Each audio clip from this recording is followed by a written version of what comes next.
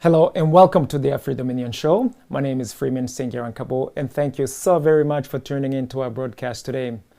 Those of you joining us live, especially if you're joining us live from the social media like Facebook and YouTube, welcome. Welcome, and please consider sharing our content with your social networks.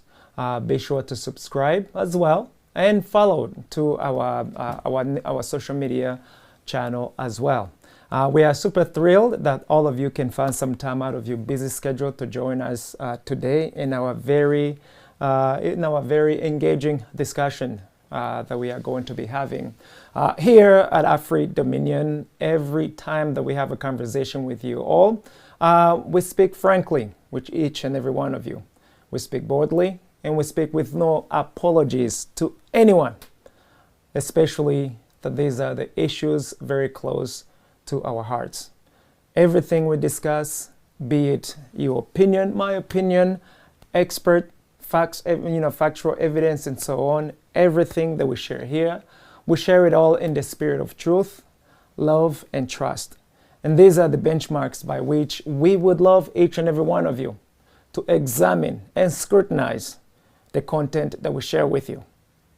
See whether it's both its integrity and its validity sinks in with you, or if it speaks with you as well.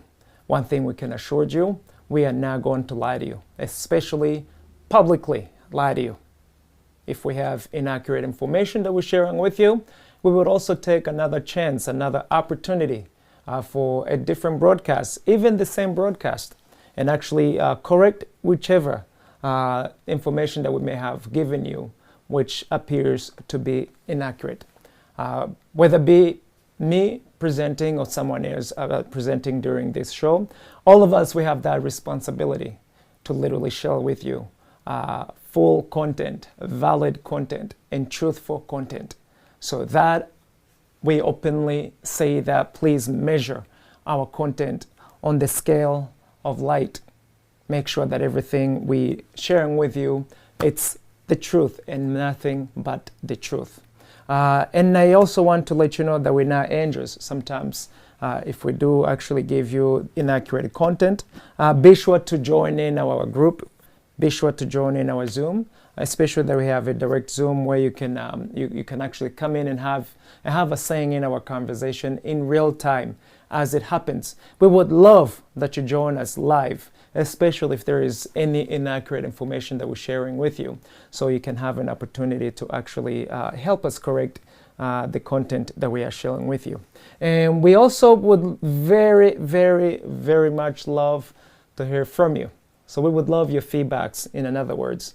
For those of you who do not know how to reach us or how to get in touch with us, you can reach us straight from our website. For those of you who do not know, our website is www.afridominion.com. www.afridominion.com. Our main email that we use, it's info@afridominion.com. info@afridominion.com. When you reach the website, you get to find further information, especially direct contact with us. You can find both our telephone number, our social media tracks, or how you can get in touch with us, as well as the groups that we actually recommend that you come and join. In particular, we have one group that we have created ourselves, where you find other like minds, those who are like minds, who are seeking or who are going the same direction as we are right now. And I encourage each and every one of you to visit and see what we got going on beyond what you see directly on the screen. And with that in mind, we also recognize that most of you aren't familiar with what Afri-Dominion is, or what is Afri-Dominion Show. I usually take the liberty to just talk about that for a couple minutes before we jump right in the conversation, and I am going to do the same thing even today. So for those of you who aren't familiar, what is Afri-Dominion? Afri-Dominion, it's an idea, it's a concept that inspires, advocates, encourages, and help in turning you as Africans forcing all of you as Africans, encouraging all of you as Africans to have a complete dominion of Africa, to have a complete full management of Africa, its resources, its management, its leadership, all of you having that full control. Especially we're talking about sons, daughters, and African descendants, all in the interest of African people primarily, and the rest of the world afterwards. So essentially, we are advocating, we are encouraging, and we are further helping have a complete and total dominion of Africa, one country at a time, by its sons, daughters, and African descendants, all in the interest of African people. That's what the idea is. So the show itself, it's a mouthpiece of the idea. Here on the African Dominion show, you can expect that all the conversation that we get to share with you, that we get to have you involved in, we are going to inspire, we are going to advocate, we are going to encourage, even help, both publicly, but also behind the screens or behind the cameras, all activities of which inspires, encourages, and help you take a full dominion of Africa, your region, your nation, one country at a time, by its sons, daughters, and African descendants, all in the interest of our own people directly, Africans. We absolutely do not shy off saying that publicly. And then the rest of the world comes afterwards. Why do we say that? Our house is on fire. Our house as African is on fire. And since our house is on fire, we cannot pretend, absolutely never pretend when your house is on fire that you got everything on a lockdown, to the extent that you can go help someone else before you take care of your own affairs. Hence, saying that this particular conversation, it is going to be focused on our brothers and sisters, our African brothers and sisters, our African descendants, just so that it's clear. But that is not to say that we ignore the rest of the world. It's impossible to ignore the rest of the world. But we have to take care of our own house first, instead of having the outsiders take care of our own house first and foremost. And so given that the idea, it's big, we've taken it upon ourselves also to also slice this idea into themes, manageable, so that when we have our broadcast, we can be able to focus on one single topic or one single theme. We may have various topics in a theme, but every one of the days that we have our broadcast, we have we have one unique theme that we follow. On Mondays, for instance, we talk about the eradication of African refugees and African stateless persons. What is that? We have plenty of African refugees worldwide, including within the continent of Africa. We have many stateless African people all over the world, including within the continent of Africa. So we get to examine, why is it that on your homeland you are still a stateless person? As far as Africa as a continent, why do we still have refugees? Why can we not solve our own issues as refugees? So we get to have various discussions about it, and you are also welcome to be a part of that. On Tuesdays, we talk about the Constitution, law and policy review and implementation. We know that the entire world is run by a constitution as the supreme law between the people and the governments, as well as between the people and the people. We also know that we have laws and policies that also guide us each and every day. So we get an opportunity to also scrutinize all these laws to see which one of these laws have actually the maximum benefit of the people. Which one of these laws are actually looking after the interests of the people and maximizing the interest. Anything that doesn't fall in that category, we can actually recommend that they get to be uprooted or completely eradicated. That's what we do on Tuesdays. On Wednesdays, we talk about our testimony, or our testimonies, if I may put it that way. And we get an opportunity also to write our history our own way without any apologies again to anybody. We know that for centuries, Africa has lost its history purposely. The history of Africa and African people has been buried for many various reasons. So it is our obligations as sons, daughters, and African descendants that we rewrite our own history afresh. Where your history has been buried, hopefully you know a little bit about who you are, where you come from, what your history is like. And if you do not know, we actually can work together and restore or resurrect your own history. Why is this important? It's imperative that we regain our own history, because if you don't know where you've been in the past and you have no clue where you are in the present, what are the chances that the future will be brighter for you if you have no single reference point as to who you are, where you come from, and your history as a people?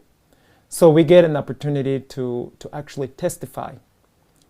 These are documentations or testimonies and history that we are preserving. We're shooting for millennia or millennias. We want to be able to hold on to this history for thousands of years to come. So it is imperative, absolutely important, that each and every one of you, especially if your history has been purposely buried for whatever reason, that you actually get the courage to rewrite your own history.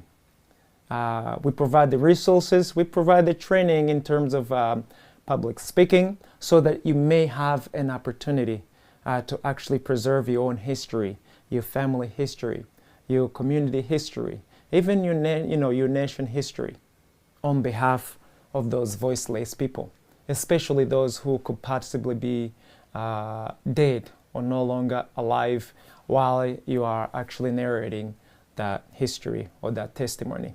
So Wednesdays are one of my favorite broadcasts that we have here at Afri Dominion, because we actually get to talk about us, our own experience, in our own voices, despite of who you are as a person, your race, your social status, etc. On Thursdays, we get to talk about the spirit of dominion. For those of you who may again wonder, why do you keep on insisting on this word dominion? A spirit of dominion, it's something that we all have naturally. When we talk about dominion of Africa, we're absolutely talking about a complete governing of Africa, ruling of Africa, mastery of Africa in the Africa resources, protecting our natural resources, and actually eventually also being able to benefit from all that by our own people. But we recognize that we have so much of it, we can actually share it with the world. But we are no longer going to be second-class citizens in our own inheritance, which means currently a lot of outsiders, they are in charge of our own resources.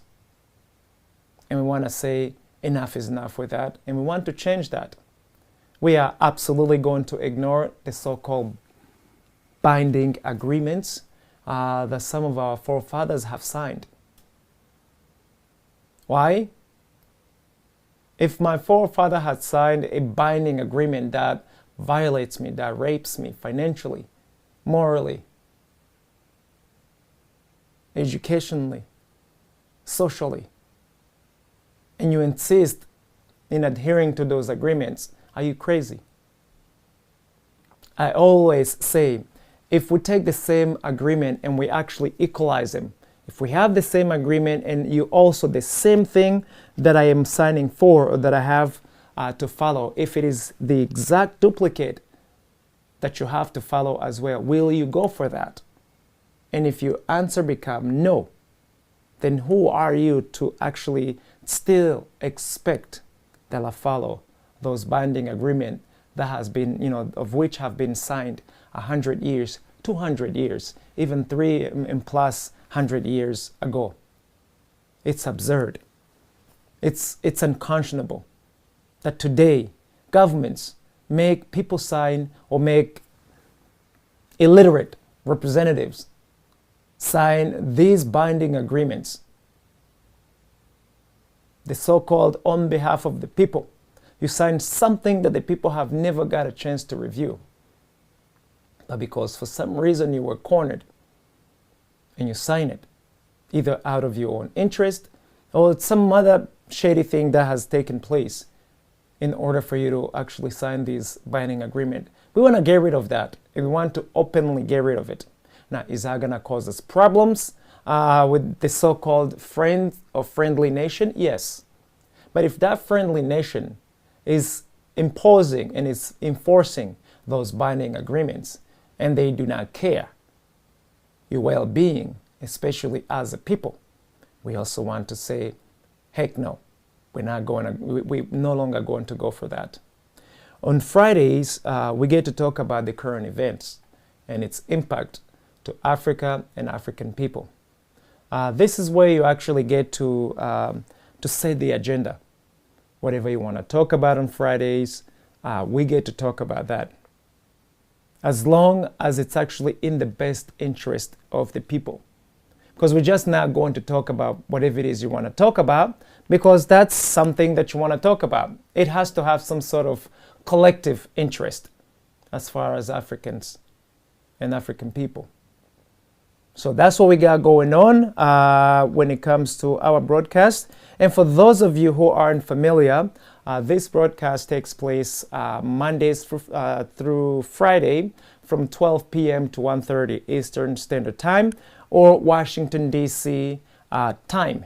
So if you want to catch us live, if you want to join us live, those are the times.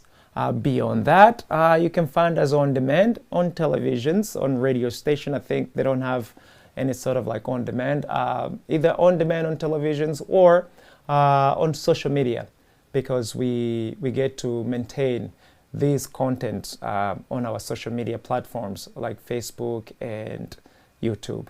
So with that in mind, welcome to all of you. I want to jump right into the conversation that we want to have today. And the topic says, is it right or is it legal to force repatriate a refugee who has not committed a crime to his native country? I want to ask you, is it right? Is it legal to do that? Now, I also want to put it out there, I am not a lawyer. So the conversation today, I am not offering you law advice, but I'm frankly speaking to you. There's one thing that we have started as a society that we usually say, if you do not have competence in this area, stay away from it. If you do not have any expertise in that area, stay away from it, and so forth. And oftentimes, those of you, there are some of you, not those of you, some of you are either encouraged or completely discouraged from participating. Why? Because all of a sudden you realize, hey, I actually have never gone to school for this, whatever. But I submit to you, deep inside of you, you have gifts. These gifts will enable you to actually participate in your rightful position as a king and a queen. What am I saying? Your gifts are never given by a university. Your gifts are never given by a high learning education, a college, or any one of these institutions. It's never given by a high school or a secondary school. Definitely it is never given by an elementary school. These high learning education from elementary school all the way to the universities, they simply help you wake your gifts, but they do not give you the gift. So if you already have a gift, you must be able to nurture that gift so that it's beneficial to you. A more example that you can easily relate to. A tree, that is just a seed. At that stage in its lifespan, it's just a seed. You may even discount it. But within that seed, there is actually a forest. Why? Because if you take the time and you nurture that seed, you give it a good soil, and do all those basic things that you must do, it would actually grow. And as it grows, it gets to the point it starts actually yielding fruits. And these fruits actually have more seeds within. And if your intention is to produce a forest, you can just take all those fruits and actually give them some time, dry them up so that you can actually replant the same seed. Out of one seed, one tree can easily give you a forest. And then on the next round, you have a forest rather than just one seed. Are you seeing where I'm going with this? And you can keep it up like that. So even with you, the gifts that you have within you, if you have never taken the time to bring them out of you, it is almost impossible to actually see them to fruition. It is not a university, guys. It is not a high school or secondary school that's going to actually enable your gifts.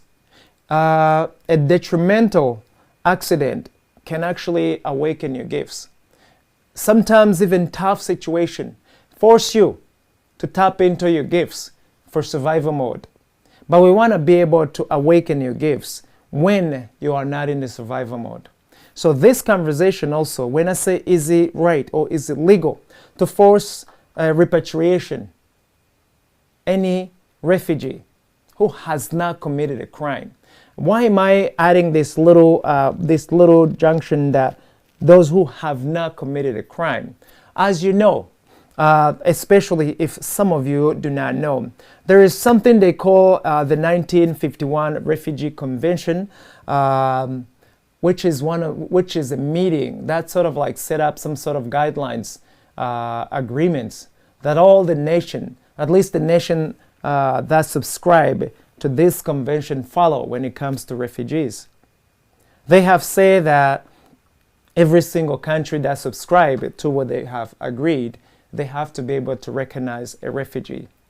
But lately, the very body that set up this agreement has been actually forced repatriating refugees back to their nations. And they usually say that a country has the right to actually declare that it's safe for those refugees to go back home. Remember, a country versus you who have actually who have fled your nation. We will take a study case because we always do. But before we get right to that, there are many countries currently that have been forcing their own refugees to go back. The United Nations has a hand in it, and the United Nations Commission for Refugees has as well been extremely instrumental into forcing repatriate these refugees. And it comes down to you again. When these laws were set up, none of you as the people had a saying in it. And I would actually dare say that most of you who are currently refugees have probably no idea your rights as a refugee, as it's stated inside of the Refugee Handbook. That's how I can call it. but officially they call it Convention and Protocol relating to the status of refugees. It's like a refugee's handbook, basically. It has definitions, it has the do's and don'ts that you can actually relate to. And I want to encourage each and every one of you who are refugees, all of us, especially you African refugees, please take some time and read. I understand your situation may not actually allow you to be in a position where you can actually read, where you can actually put something inside of your head. But it's important. It is extremely important that you get to know your rights. Why? If you say that that I am fleeing my country, and that it's actually proven that you have legitimate reasons as to why you have fled your country, then all of a sudden the same country you just fled declares that, by the way, as of today everything is good. You have never been given an opportunity to verify that the same conditions of which actually caused you to flee your nation still exists. But the United Nations Commission for Refugees forces you to do that. Various countries pressure you to do that, including your host country. Where do you stand as a human being? Where do you see the moral obligation of your host country and also the United Nations? Because what we are talking about exists today, as we will touch bases on an actual case of Rwanda in particular. So in 1951, when they got together, they actually even had a definition of what a refugee is. And I think it's only fair that we get to understand on the words that we are using right now, so that if you find yourself in that predicament, you know that you have some rights, even though you may not know that you currently have a right.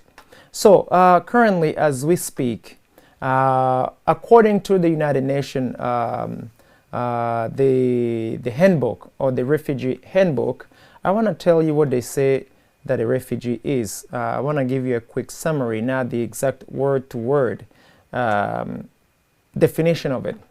But they say here that a refugee is a person who has fled war, violence, conflict, or persecution, and have crossed an international border to find safety in another country. Now think about that. You become a refugee only and only if you have managed to cross over to another nation as a consequence of a war, a violence, conflict, or persecution. They even get detail as to what persecution is or entails. Which means now there are those of you currently being persecuted within your own country.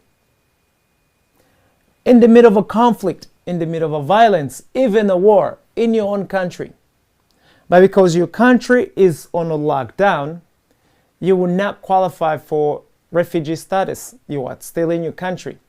And your country is responsible for your well-being. So what happens to what they call internally displaced refugees?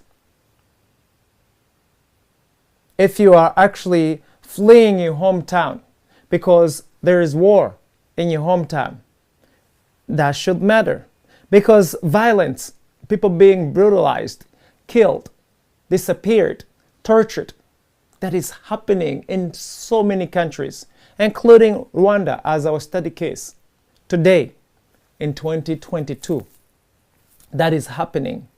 Where does that individual stand? Where do those people stand? Especially if we have a moral code of honor that as nations around the planet that we follow, why is it that an internally displaced refugee or an internally displaced national cannot be afforded the same privileges as a refugee who has made it outside of that same country? As you have heard, today Rwanda has just opened its border with Uganda for the past 3 years. Now, there were some fears that most people would actually flee Rwanda because of the current status. The state, it's like a prison, open prison in Rwanda. And that's not to bash the nation.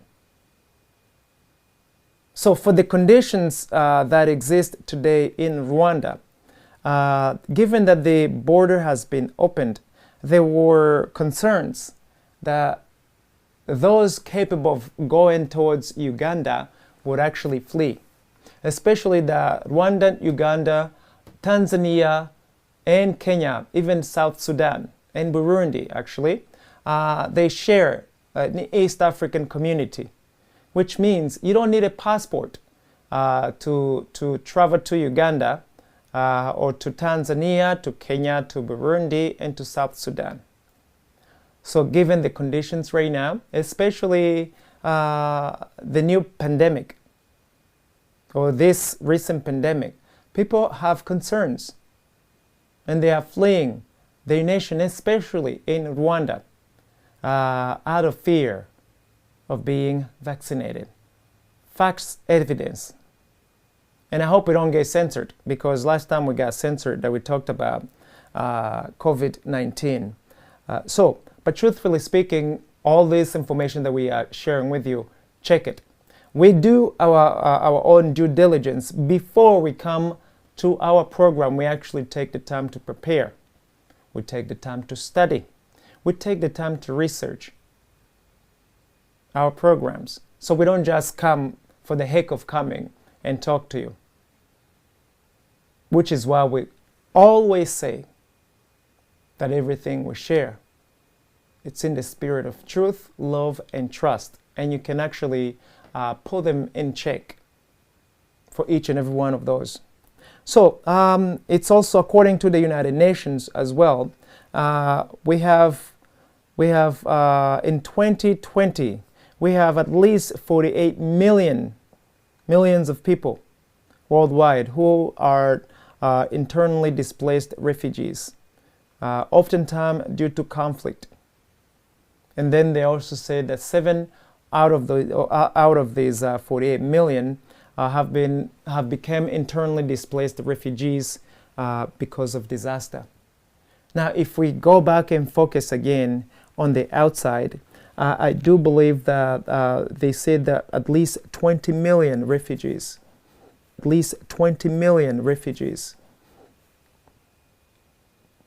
are actually out here worldwide. At least 20 million. Out of these 20 million, we are actually compiling data as to how many Africans are actually refugees, both on the continent of Africa and also outside of of Africa, and how many of these refugees are being forced to repatriate in their own nations because their nations or their country, their government has actually declared that all is well. Minding you. Now let me jump right on the case of Rwanda, for instance.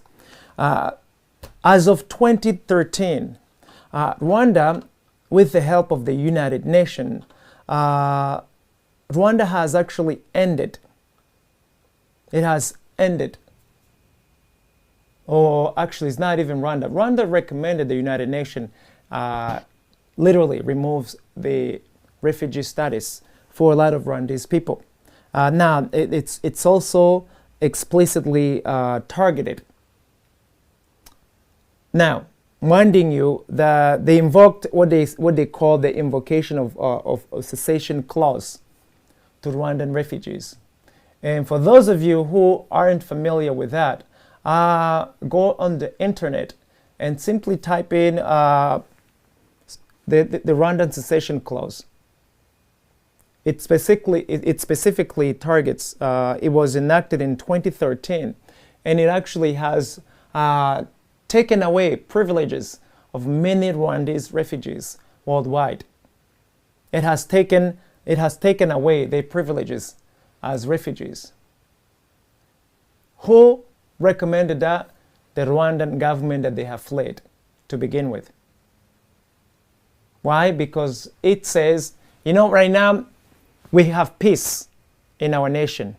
Minding you, there are reports from the United Nations where they have been condemning the situation within the country, especially the human rights violations when it comes to people disappearing, torture, and the lack of freedom, internal freedom, to name a few.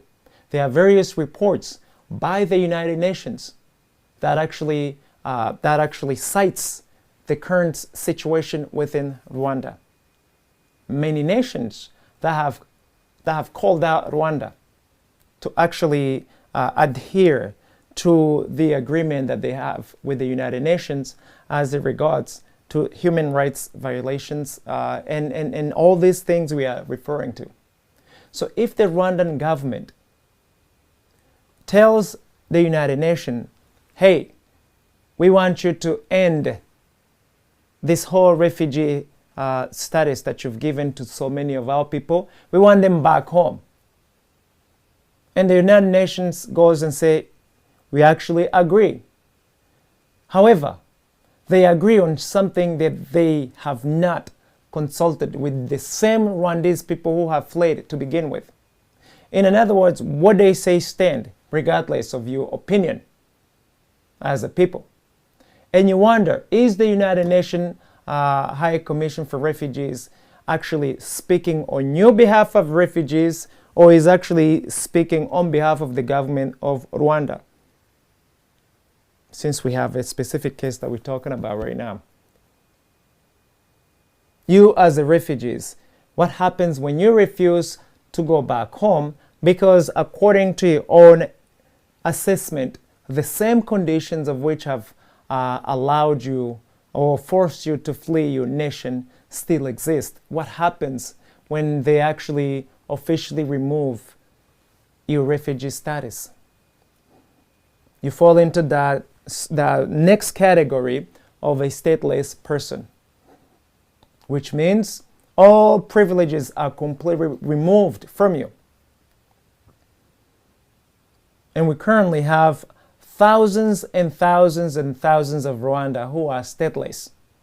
They have absolutely no status, both inside of Africa and outside of Africa.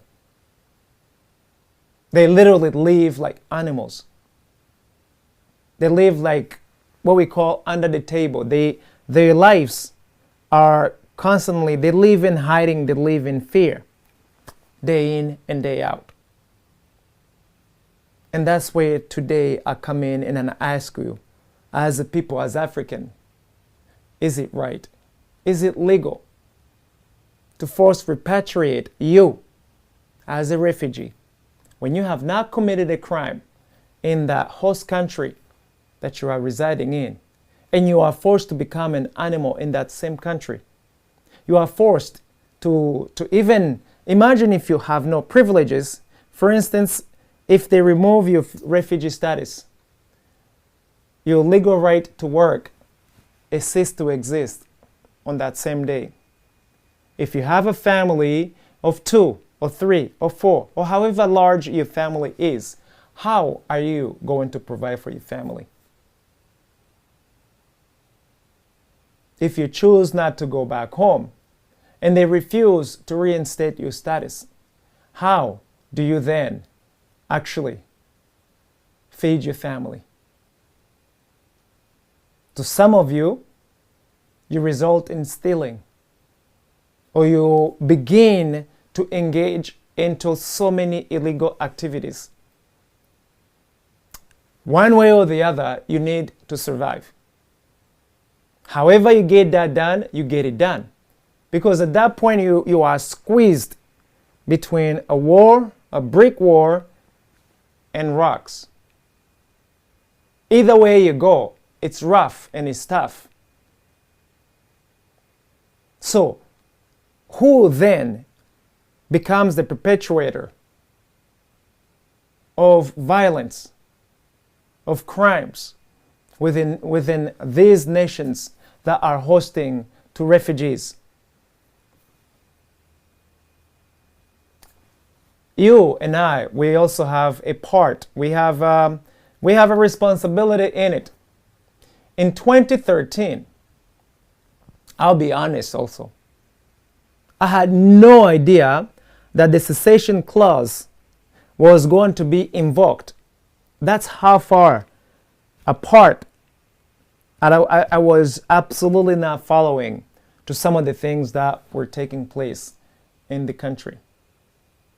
However, the government of Rwanda was dealing with the United Nations, was drawing agreements to end refugee status to a lot of Rwandese people. For many reasons, including wanting to enjoy the privilege that Rwanda is safe. As a part of the advertisement, remember the lobbyists that Rwanda has globally, these advertisers, the people whose job is to whitewash what the government of Rwanda is doing, have been doing marvelous job worldwide to actually sell the Rwanda as the most amazing nation to live in, and its dirty laundry has been fully buried somewhere that you cannot easily reach. Nevertheless, it does not take away the fact that those conditions still exist today. Point a case. You have many people who have been killed, persecuted, and fleeing, and have fled recently. And when I talk about plenty of examples, I am not talking about those who have fled in 1994, because oftentimes that's what these cessation clause have been referring to. From 1959, I believe, to 1998, something like that. So why is it, if you have fled your nation in 1994, you can no longer enjoy your refugee status because all is well in your nation? And most of you follow every single day what happens in Rwanda, but you are too afraid to speak up. You are too afraid to read your rights as a people. Even though you may be a refugee, you are still a human being who is legally protected by your host country, even the United Nations. But because you don't bother saying anything, nobody cares. People are going to care to the level that you are also caring about your own issues. And in other words, if you have a situation, if you have a case that requires attention, especially to the level that the United Nations must be informed, you have a responsibility to actually find people or organizations to help you voice your opinion. There are broadcast stations such as here on HMG Network. We actually take the time and study various cases, especially refugees cases, and we make sure that we put a word out, because it's a moral obligation. It is also a responsibility that we have as brothers and sisters. We are each other's keeper. If you are voiceless and have an opportunity to voice out your own opinion, I need to get with you. But you gotta prepare yourself, even if you may be voiceless at that point. If you want to be as secure as possible, you still have an obligation to you primarily, because I am not going to imagine you living conditions if you haven't taken the opportunity yourself to inform me or to inform us as a community. So we were asleep in 2013 as to what was happening to you. We never expressed our refusal of this invocation. So if those conditions were there and we've never done anything about it, would you blame the United Nations for having taken in one side of report, but there was never another side to rebuttal that? So this tells us what? We have to actually be fully active in the day-to-day operations of your nations, especially if you are to take over its entire management, let alone the whole entire Africa Dominion. So you must be involved. As a refugee, you must know how your homeland is doing. Worst case scenario, if you are repatriated, or if you are forced to repatriate in your own nation, and those conditions still exist, what are you supposed to do? What do you do? Do you choose to live like a stateless person, or you actually take action? And that's where we come in today. We have been calling all of you refugees all over the world. We have been calling you out for you to get in touch with us, to let us know, hey, what is your condition? Are you actually a refugee or you are a stateless person? What brought you there? Why did you flee your nation? In particular, those of you from Rwanda, what got you out? What made you flee the country? There are many things that have been a result of most of you fleeing the nation. Why are you outside? And have you received any help from your host country? Are you a stateless person? What can we do today to actually help you readjust your status, to help you relive again like a normal human being? Again, I submit to you, we have to take the prime drive of these issues, not the United Nations. Remember, the United Nations, the United Nations, it sees you as a number. It doesn't see you as a human being. There are a lot of conditions that they actually put on a scale before you are valued as a human being. Truthfully speaking.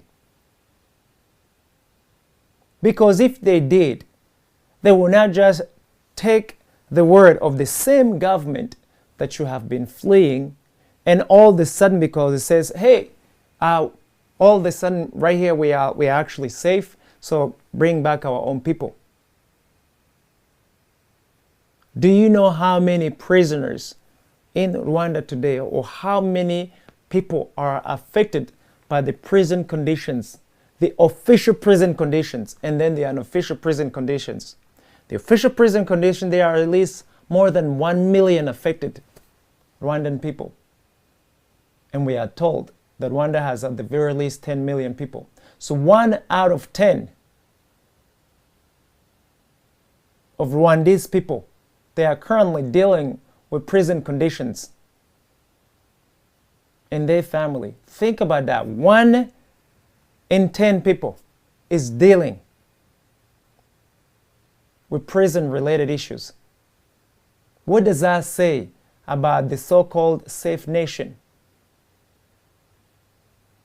1 million people for a country that cannot feed itself is too many. It's too many. And more people find themselves in prison, especially because of criticizing the government. We want this condition to end. And we want them to end not because we are dictating, but because it is the right thing to do. It is a moral obligation that we have to our fellow brothers and sisters in Rwanda as well as in Africa. If your conditions are horrific to the extent that it actually impedes your well-being, a life that is free of worries, free of being brutalized and killed, you have the right to life, liberty, in pursuit of happiness. You do have that right. It is not a favor by the United Nations. It certainly is not a favor by the Rwandan government.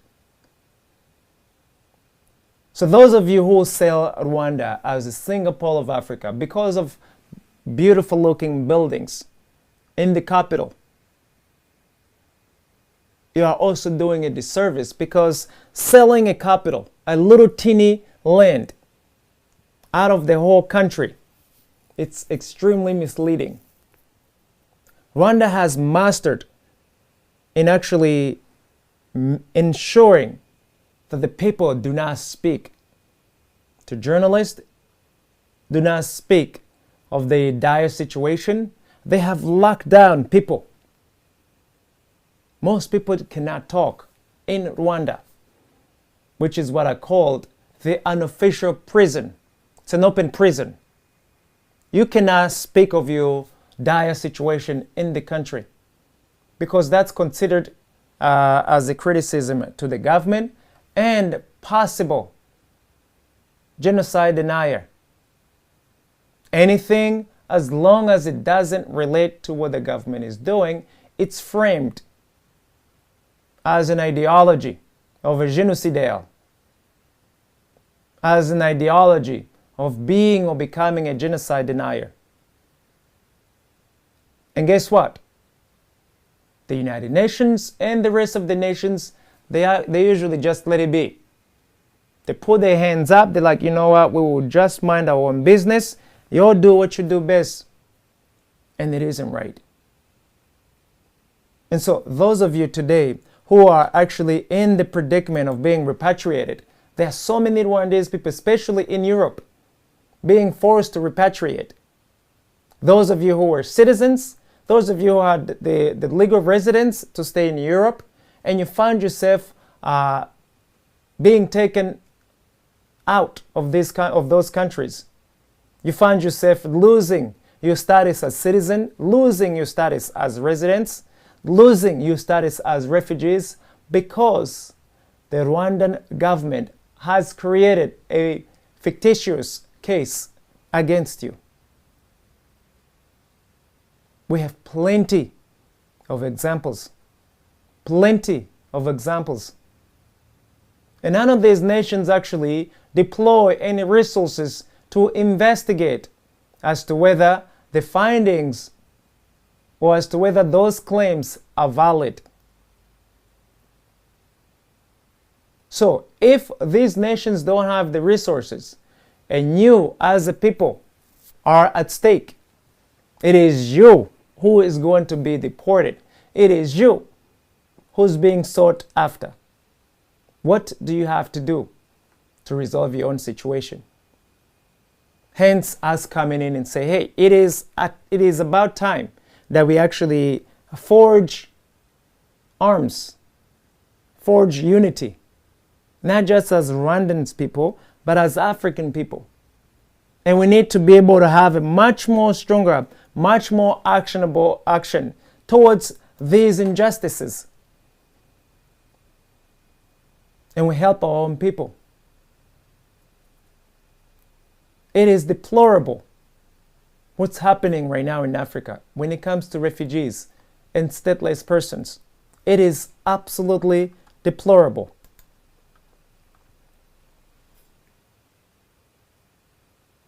All of us, we have the right to a dignified life, to live a dignified life. Whether you are in your own native country or whether you are in a host country, you have actually the right to a dignified life where you do not become persecuted, where you do not get killed, tortured, or experience any other mental violation. And today we know Rwanda is notorious in violating all those four things. Rwanda has been killing people openly and under the down low. It has been disappearing people, the government. It has been torturing people. Look at the reports from the United Nations itself, human rights, and various other groups, including some of these developed nations in the reports that they have been pulling out. Look on the yearly report what they say. But out of what they call the so-called diplomacy, for the purpose of having a good relation, let's actually look away for this issue. It's there, but it's not important enough to raise to the extent that actually it can save lives. There are those people who have been killed, who should not have been dead. Have we taken action ahead of time? There are those who are right now in predicament of being executed, currently being persecuted. Those who are in prison for trumped up charges, for falsified accusations. Those who are in prison for criticizing the government of Rwanda for something that is widely known worldwide. How do you dare say that it's safe to be in Rwanda? We want these conditions to change. We want this condition to change not only in Rwanda, but also throughout Africa. And it is up to us, young people. It is up to us to actually take charge, to go right ahead and review some of these policies, review some of these laws, review even the Constitution. It is up to us to actually take some time and read the Refugee Handbook from the United Nations. We have taken the liberty to actually put a link down here for those of you specifically watching this broadcast from social media. On our YouTube channel, if you're there or if you know how to get to it, we have taken the liberty to give you that information in the description. Even you who are on Facebook, our expectations is that you read your rights. You read your rights. And hopefully you can actually be bold enough to speak on behalf of those who are voiceless, those who may not have an opportunity to speak for themselves. It's imperative, guys. You cannot leave such an important work to the United Nations, High Commission for Refugees only. It's suicidal. You cannot leave this work to the government of Rwanda alone, knowing that it's a suspect in what's happening, prime suspect, I may add. In 2022, it is so sad, it is so sad that our moral obligation and our moral standard have actually been lowered down. We have lost some of the most important values at the expense of the few people who have deals that they have been making under the wraps. Deals that are making money for those individuals instead of the interest of the people. Deals that are selling refugees. Selling refugees. And none of us say anything about it. So how many refugees must be sold? How many refugees must be killed? How many of those must end up in jail before we can actually intervene? Be it on the case of Rwanda specifically or the entire Africa. How many of these cases actually must take place before you can find it necessary for you to take action? Is it going to have to be you, your brother, your sister, your mother, your father, or a loved one within your own family before you can actually stand up? I beg that you do not let it arrive there. When there is a fire in your own neighborhood, there is a chance that your own house may catch fire. So it is usually a good gesture that you take a bucket and you go and you help fight the fire with those who are actually having their properties burned or being burned. So what am I saying? Do not wait for these issues to actually knock on your own door, for you to then remember that, hey, I need advocacy. I need some help. Help me. It is my turn. The Rwandan government has come after me. For whatever reasons, do not wait for you to have your turn. Rather find those who are already experiencing the issues. Check the validity of their situation. Don't just take it for granted. Do your own due diligence. And then let's help as much as we can. Because that help may actually be the same kind of help you need tomorrow. When today you may have ignored the situation as it stands. So again, I put a question out there to all of you. Is it right? Or is it legal that you get to be forced repatriated to your own nation when you have not committed a single crime, just because the government of Rwanda, the government of whichever country that you may come from, has declared that it is safe for all the refugees to come back home? Is it right? Is it right? Is it legal that that becomes the case? If the answer is no, what are you doing about it? What is your role in ensuring that it doesn't happen to that particular family that's on the line today? What are you doing that it doesn't happen to you tomorrow or someone else? These are serious issues that are confronting us today. And these issues are not black and white. These issues, they get to each and every one of us, regardless of your status. So I plead with you, especially you young people, scrutinize your situation. Scrutinize your friend's situation. See where you can actually be an added value to their lives.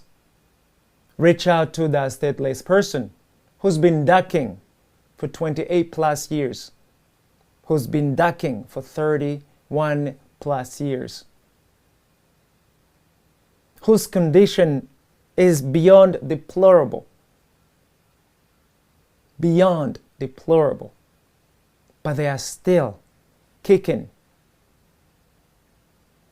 and kicking. And we also ask that you also do reach out to us, guys. Literally, reach out to us.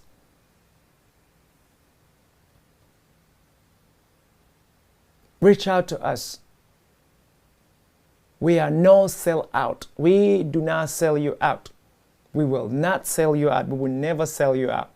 I publicly say that because we are here to actually solve this situation, this refugee situation. And we have vowed that this year 2022, in whichever capacity that you have, do something about that so that by the end of this year, you can actually be able to say, this is what we have done. This is something that we have done to resolve our situation.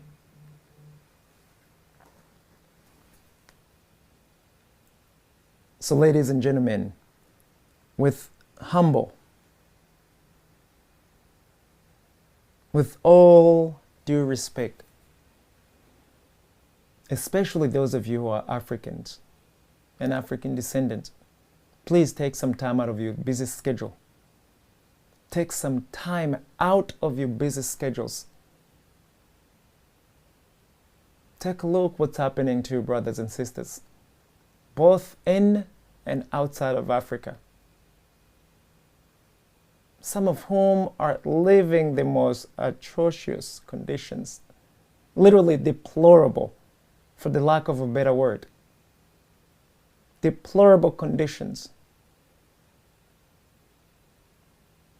I also want to really thank those of you who have actually been reaching out to us and actually boldly ask for help.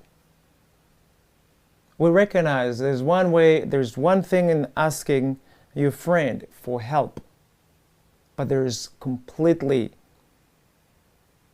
another case when you're actually asking someone you consider a stranger, someone that you just found on television speaking like we're speaking right now, and you hear like, hey, come, we are helping you out. We are so grateful that most of you are actually taking on our calls, and you're calling us and you're saying, hey, this is the situation that I'm in. We want to be in a position where we actually get to hold the United Nations accountable and so many other organizations taking the liberty to take care of you.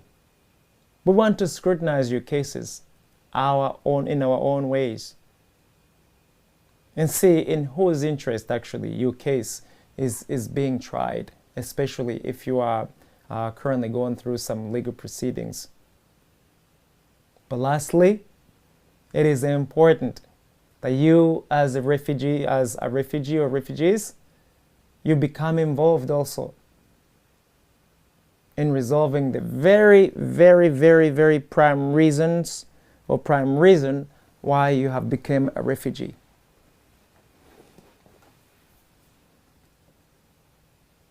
You can patch up a wound, you can fix it, but if you do not address the root cause of that wound, there's a pretty good chances that that wound is going to come right back out. So it is necessary that in 2022 and going forward, we actually start spending more resources, more energy in pinpointing the root cause of situations we are in as refugees and stateless persons. Be bold enough to actually say, these are the reasons why I'm outside. Currently, again, when we take the case of Rwanda, the Rwandan Patriotic Front, which is the current party ruling the nation for 28 plus years in Rwanda, has committed some of the most horrific crimes in history, of which the United Nations have yet to investigate. They have caused some of the most out of control refugee conditions in the region, not just Rwanda, in the region. And again, the United Nations have done nothing as far as investigating and taking some actions towards that. Where does it leave you and me? It is up to us. It is up to us to actually get together and to fill in those gaps. Is it easy? Hell no. It's not easy. Is it impossible? Not at all. It can be done. It is very much possible. Now, do you have the heart for it? Can you sacrifice and see a better tomorrow that you are actually affecting instead of you being controlled? Can you take some time out of your busy schedule and actually work on the conditions, the status, the situation that relates to the entire nation's or nation in this case, as opposed to your personal affairs.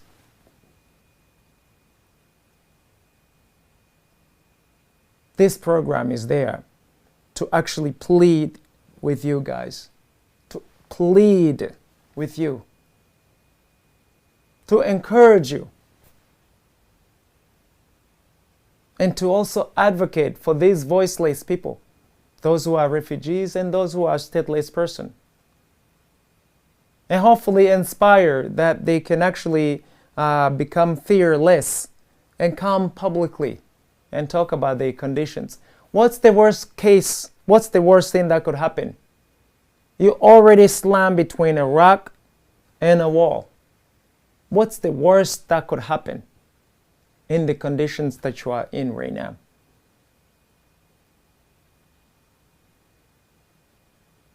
So there's so much to really consider, guys. The situation that you have as refugees, the situation you have as a stateless person, it's not just going to go away by itself. It is absolutely not going away by itself. You have to take actions. We also have to take actions. And together, we can take actions that are actually in your best interest. So how many of you, again, are willing to do that? How many of you are afraid? Hey, listen, this is none of my business. I just got established. I just got out of, my own situation. I'm not in position to do anything. When your house is on fire, whether you just got out of a situation here and a situation there, do you actually say, oh my goodness, I just got out of this situation. This fire can just wait until I'm good and ready? No. Fire is fire. You either grab a bucket, you fight the fire, or the fire fights you and eventually destroys you. That's the situation, guys. Truthfully speaking to you guys. But also these governments of which are actually helping and perpetuating these crimes. I call them crimes because if they find it necessary that for certain people qualify to become refugees, but others do not qualify.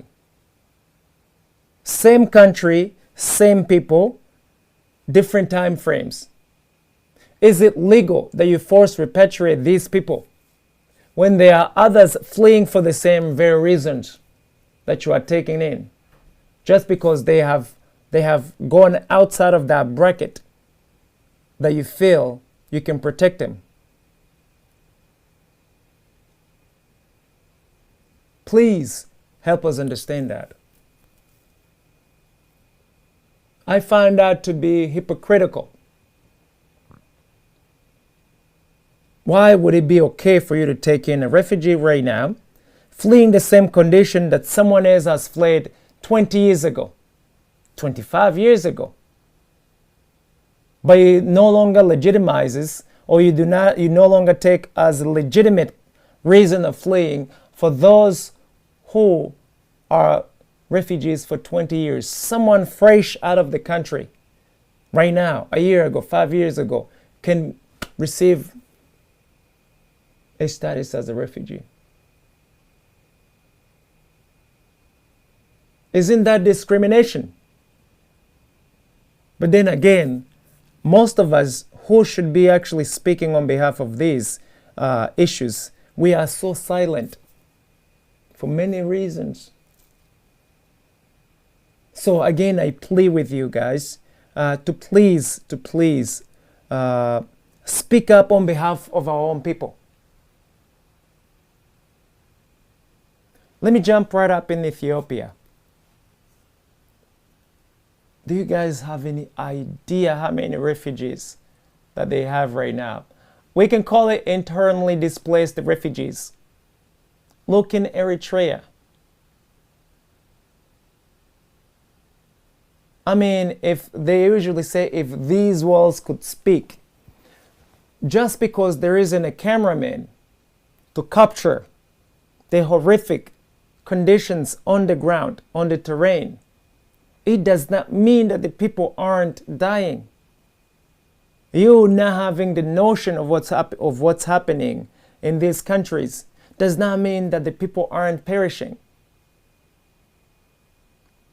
Which is why we keep on encouraging all of you to please take some time and to read the news, not just the mainstream media news.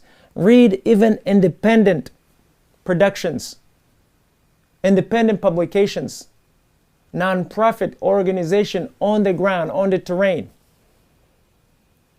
Befriend people, local people. Find out what their living conditions look like. Until we engage. And I understand it takes time. I understand it takes energy. And you may not have time for that. But remember, your neighbor's fire, chances are, if you don't help that neighbor quench that fire is coming right to your own house.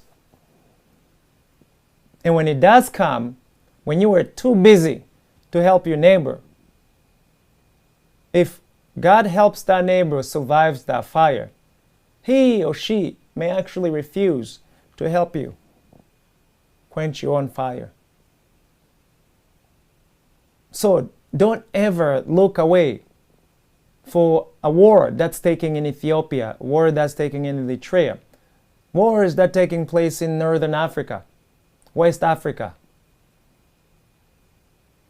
Look at these nations, Mali, Ivory Coast, the instability, the living conditions of the people. Look at these displaced refugees within Africa itself. They're not even displaced refugees, they are authentic refugees. Look at the conditions that they are living in. Some for just a few years, others for a decade, 2 decades, 3 decades, 4, 5, even 6. And here we are in 2022. We're talking about the same thing. And when I say that the United Nations has failed, people think I'm crazy.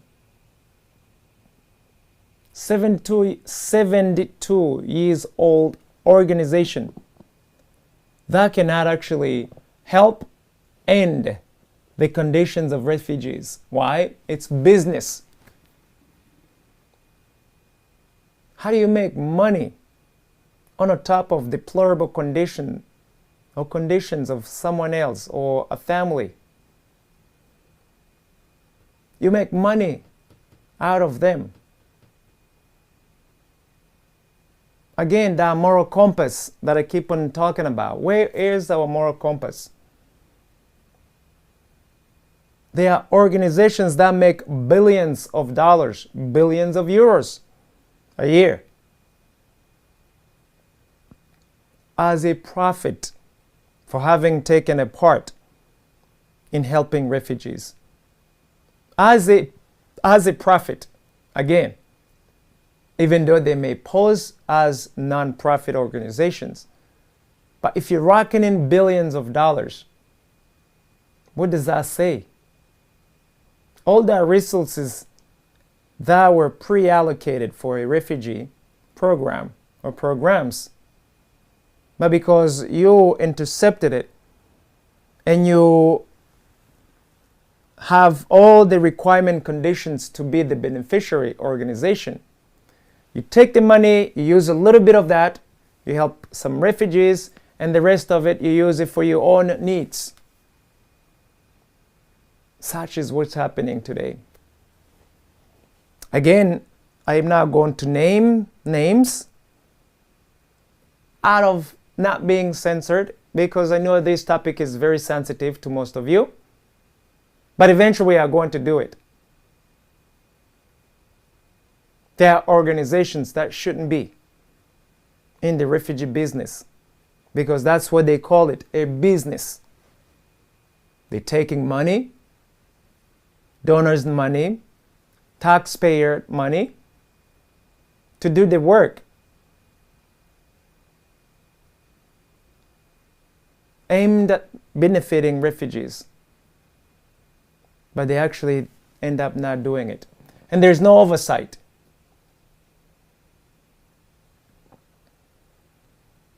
So, young people, and you who are older enough to actually do something about this, it is about time that we actually take a stand.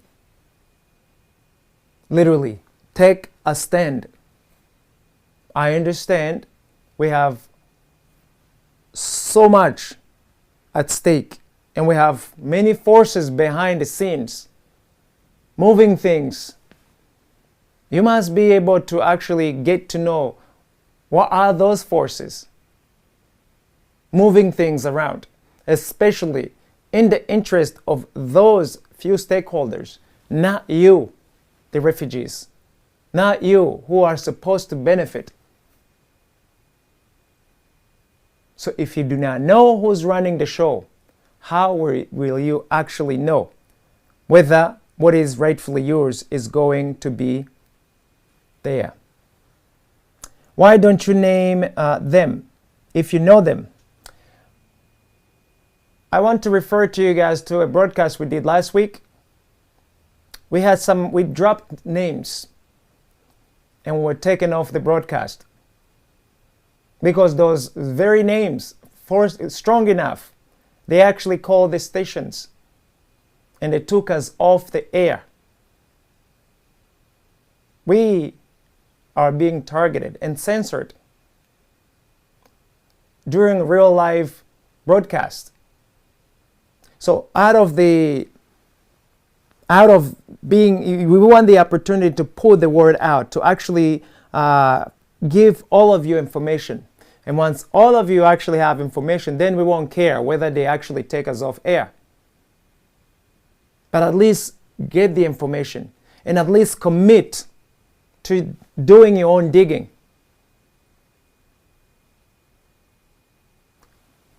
This work that we're doing, it's not popular, especially to those who are racking in these billions of dollars. Now, if someone is enjoying billions of dollars, and then all of a sudden Afri-Dominions and the affiliates are coming in and all of a sudden they're bringing up your antennas, do you really think that they are happy with us doing this? No. They will do whatever possible to make sure that most of you have no idea that this broadcast even exists, because it is not in their best interest. They want to keep the status quo, and we want it changed, period. It is not in the best interest of our own people, but it has to go beyond words. We have to also put into action, which is why I keep on saying to all of you, please take the time to join our private groups so that we can actually have some of these action plan rolling where we cannot be censored. And a huge thanks to all of you actually that we are currently working together, because you become more and more. And it's very encouraging that you are actually taking this situation in your own hands. You are becoming a bit more aware. You are scrutinizing your own situations. You are also taking it upon yourself to even examine the situation in your neighboring countries and so on. That's what we want. We are in a position to make changes. Absolutely, changes. But these changes, they have to come from somewhere. We have to be willing to take the very first step, which is the toughest. Be willing to take the first step. And lo and behold, you will find other resources joining you after that. There is a way the Mother Nature always gives you what you need when you are rightly positioned. So are you positioned to handle a refugee problem for your African brother and sister? or even African descendants, because we have so many African being born in camps, in refugee camps. They are absolutely stateless, they have zero rights, and they were born on those host country land. Why is it that they cannot become citizens? Because the parents are regarded as refugees. They have zero rights. And we want to be able to change that. It is not right that just because you are not from there, your daughter, your son, who's born on that land, does not get to have any privileges because your roots is from somewhere else. And you grow up as a last citizenship class. You basically you don't even become a citizen actually. That's too gratifying. You become something in between. And those are the things that we want to absolutely get rid of. But it requires everybody's effort. A colleague says that it's really sad to see the reality of what those big corporations are doing in Africa. Let's raise our voices together to do something. I agree. And I also do reckon that for the first time we have just started to see a lot of you Africans and a lot of you African descendants actually speaking up directly and speaking up on behalf of you brothers and sisters, irrespective of any direct relation, which means you are becoming a bit more aware that somewhere in Africa someone needs help, and that someone is voiceless, and that someone is absolutely unable to do anything about it themselves. And that it's super encouraging that you're actually doing something about it, which is why we keep on encouraging you to do that, which is why we keep on actually helping all of you to do that together. Let's change it. Let's make it happen. So, as much time as it requires, we are always going to actually talk about this, take action, both in front of the cameras and outside. However, we would love to take more action behind the scenes because that's when we are more effective. We are so limited as to what we can do right now in front of the cameras. Again, because we are being censored. We cannot share everything that we have within ourselves, within our hearts. But we sure can share off cameras. And we also have to be able to set up our own infrastructures so we can be able to communicate 100% without fearing that we are going to be censored. Because it's real. It is absolutely real. So with that in mind, guys, thank you so much. Again, I pose the question to you. Is it right, is it legal to force repatriate a refugee who has not committed a crime in the host nation that you are living in and back to your native country? Is it right that you become repatriated by force? That's what we have talked about. We look forward to hearing from you guys. Those of you who want to get in touch with us, those of you who want to send some feedbacks, please, we welcome all your feedbacks. Send them to afridominion.com or shoot us an email at info@afridominion.com. We are super grateful to HMG Network and affiliates for having broadcasted our program today. And those of you who are following via radio, we also welcome your feedback, and we are super grateful that you are tuning in.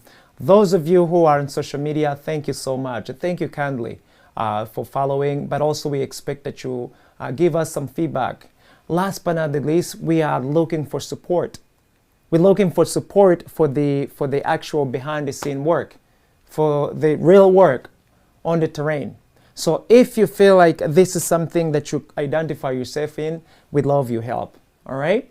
So I'm Freeman Singirankabo with Afri Dominion Show. I wish you all a super fantastic day and God bless. Until we see you again, have a great day.